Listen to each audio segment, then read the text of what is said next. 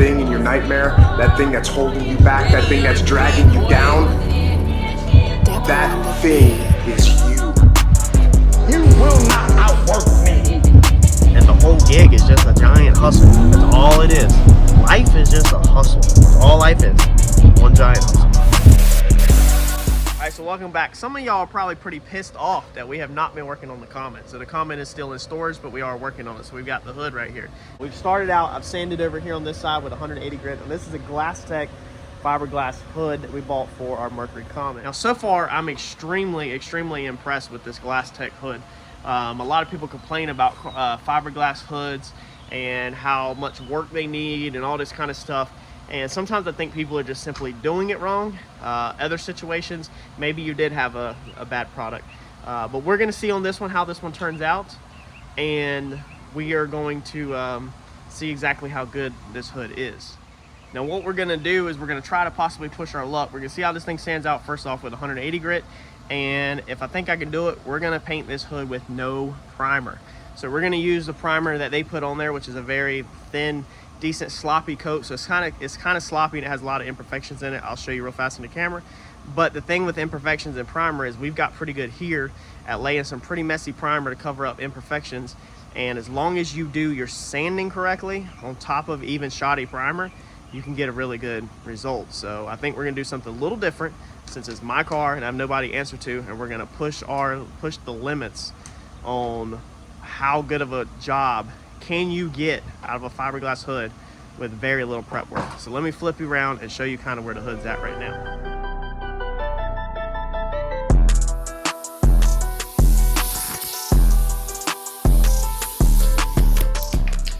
All right, so just to show y'all that I'm not lying to you, that this is legit how it comes. This is where we peeled the sticker off with what it was for, and we will go ahead over it and look at some imperfections in it. So you can see that right there. Let's see here. I've already sanded all this out. This is pretty rough. You can see that right there. So all them little dots, that's trash all in the primer. Like, you can hear it. It's a lot of trash, okay? Let's see here. You can see that. Just want to make sure everybody understands the level. So a lot of trash. And this is just primer. It's perfectly fine to have trash in your primer. I'm not bad-mouthing anybody. Again, a ton of trash. Ton of trash. Perfectly fine to have it in your primer because it all gets sanded out. So it looks like there is a flaw right there. Water spots all over it. Lots of trash. All of this right here. So you got this imperfections right there. Okay, you can see all of them. And then I'm sure there's some in the nose that we can't see, but you have all that kind of stuff all over it. You know, that's just imperfection. So I'm gonna keep taking my 180 grit and sanding this out, and then I'll keep up with y'all step by step and show you what we come up with.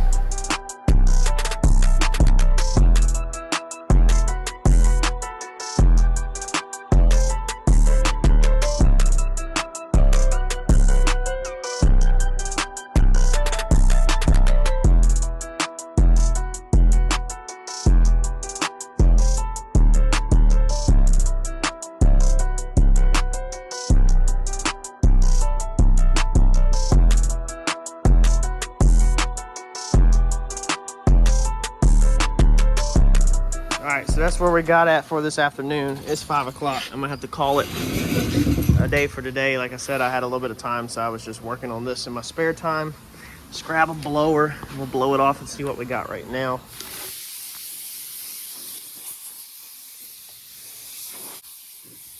So that thing is looking amazing, amazing. Looks like we got a little bit more to get right here.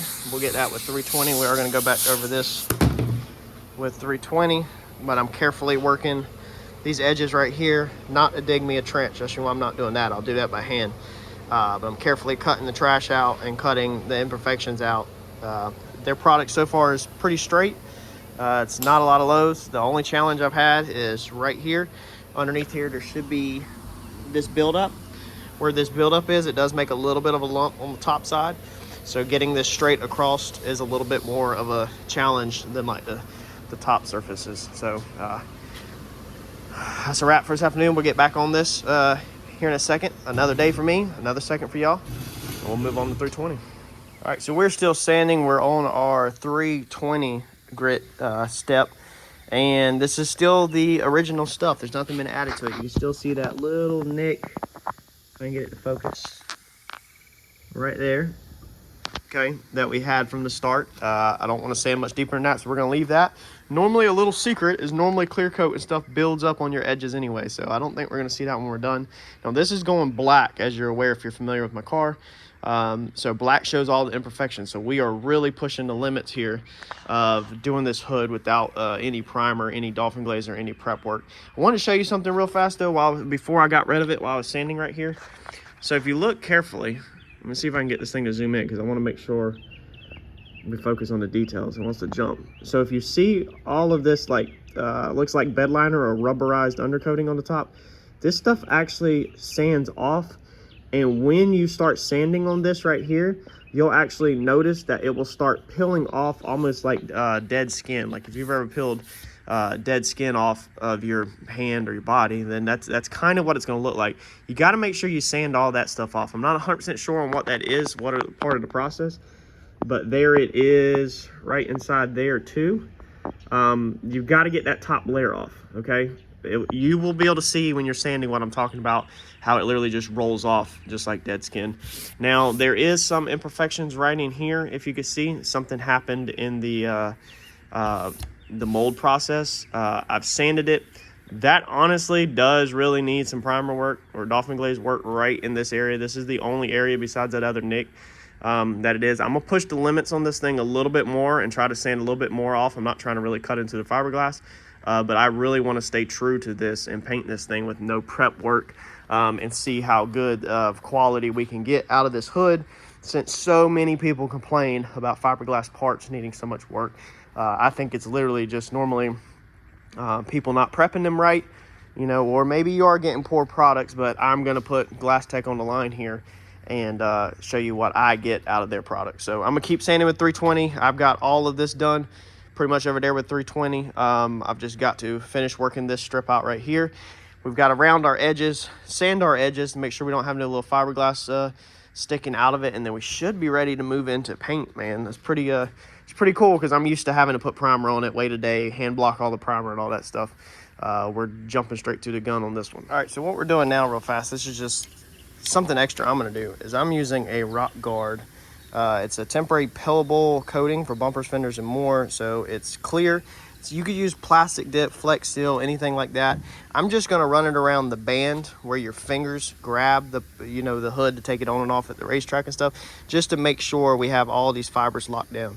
Now you can see right there where I have done that. I'm going to show you right here. I haven't touched it.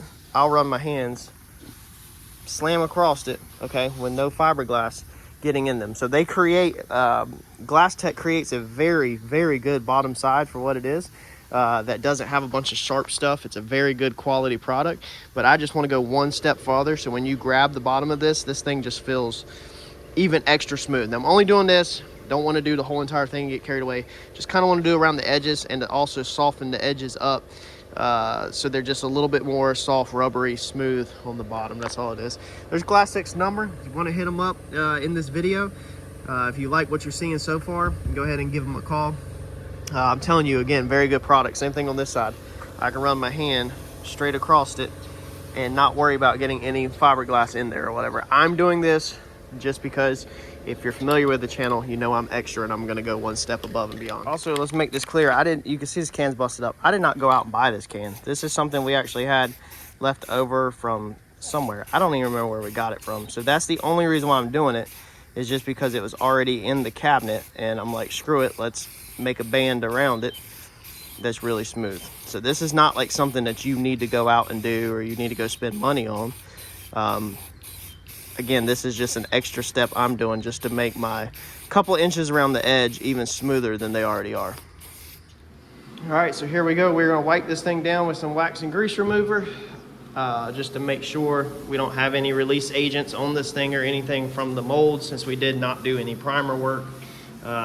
Again, this is, you can see where they did that. I think they had to fix something with a little gel coat or whatever, but this is no primer work. This is straight up from them, just like it came, We are gonna rock and roll. You can see some flaws in there, okay?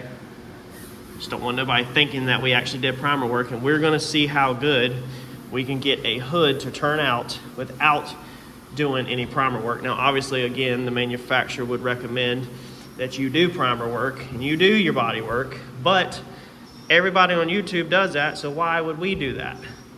I've already showed y'all how on Randy's hood to prep a brand new fiberglass hood for like a Fox body. It applies to all hoods. I've already showed you how to do it correctly.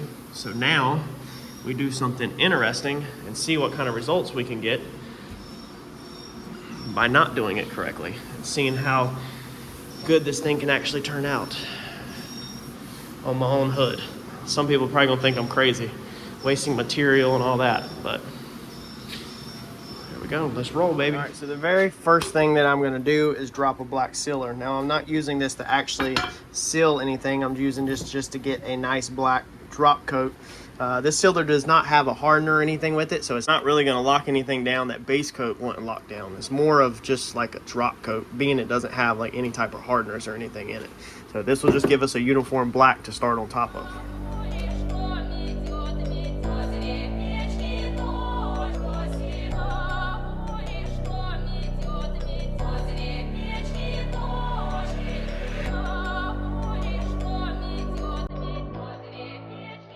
My next is going to be the color of my car, so I'm actually going to show it. There is the color code for my car. It's a Range Rover color. I don't have a lot. Man, I got less than half a pint.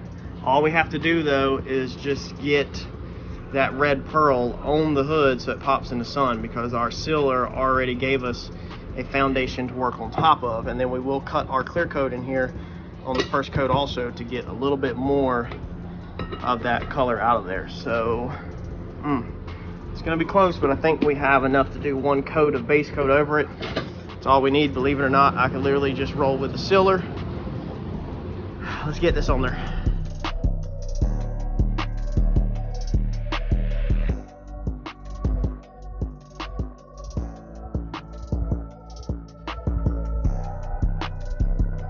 All right, since we are doing some real stupid crap and not putting a lot of base coat on like we should be, we just want to check and make sure we got our pop. And we do. You can see our metallics are all on it, or our pearl, I should say. So we have enough coverage that the red will hit in the sun, so we can move on now to our clear coat.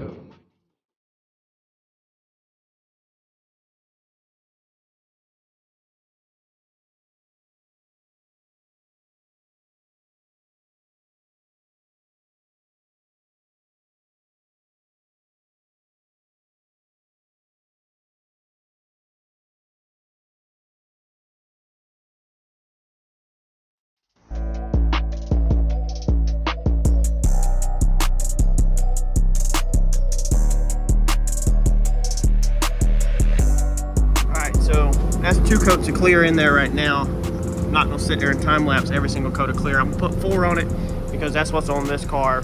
Currently is there's 4 on it, so normally when you wet sand a buff, you're gonna cut a layer off, so that way there's 3 left on it. All right, so we're still pulling down dust in here. I literally just laid it.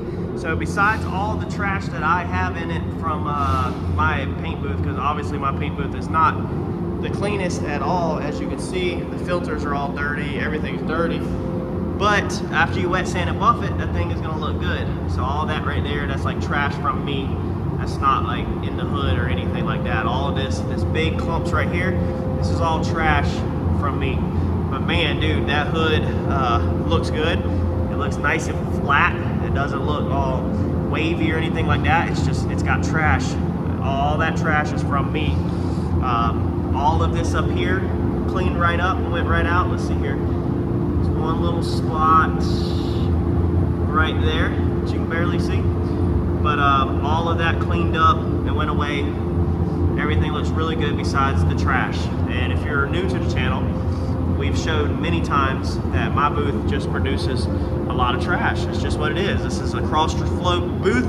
It pulls the air in, it goes across out there, and it just trash gets all in my paint. But man, I think that's a freaking win. I think you can mark that as definitely a huge win for no primer work and just prepping it. I mean, this thing turned out amazing. Look at the edges edges. The edges are nice and sharp, nice and clean. You can see the trash, a little bit of contamination right there. That's that spot, okay, that we didn't do the dolphin glaze on. But dude, Glasstek really makes a good product. There's some more trash. Glasstek makes a really good freaking product overall. And you can't complain. You can't complain about that with no prep. So if we're doing a hood from this car from Glasstek and not doing any primer work or any prep work to it pretty much at all, just sanding it, what we did is we hit it with 180 to recap, then we hit it with 320, and then we washed it with a Scotch-Brite Dawn dish soap and a burgundy scuff pad. So we did a scuff pad over top of that. Then we hit it with silver. We hit it with my base coat, and then we hit it with 4 coats of clear. That's what we've done over it. I think that's a win. By the time we cut wet sand and buff that and cut that, that thing is gonna look freaking amazing for a fiberglass hood with little to no time. No block work, no hand blocking, all DA, just straight out the gun. It looks pretty freaking good. A lot of people will roll with it like that, but we got to wet sand and buff it. It should only take like 2,500 grit because there's no orange peel really in it. It's pretty slick, and I just laid it, so flash time is 10 minutes, so it's got 10 minutes of layout. When I filmed that, we were at about 2 minutes, 50 seconds, 3 minutes out of the gun. So it's still going to continue to lay out and to glass up. But by the time we run over that with 2,500 grit, then 3,000, and then a buff compound on the wool pad, a cut compound on the white foam pad, and then a polish on the black foam pad, that thing will look amazing. I'm not really going to show that in this video because anybody that actually paints knows that you can take pretty shoddy work, and if you cut it flat enough and then buff it, wet sand and buff it, you can take pretty crappy work and turn it A+. So there's kind of no reason to show it wet sand and buff because anybody can wet sand and buff crap and make it look good. So hopefully you stick around. If you're new to the channel and you just found that, hit up Glasstek, give them a call, and place an order for your car because I'm telling you, their products are top notch. Glasstek, if you see this, we're gonna need to talk about some doors for this car, maybe even some fenders. Hit that like button for me as a small thank you, and I'll catch y'all in the next video. Thanks, y'all.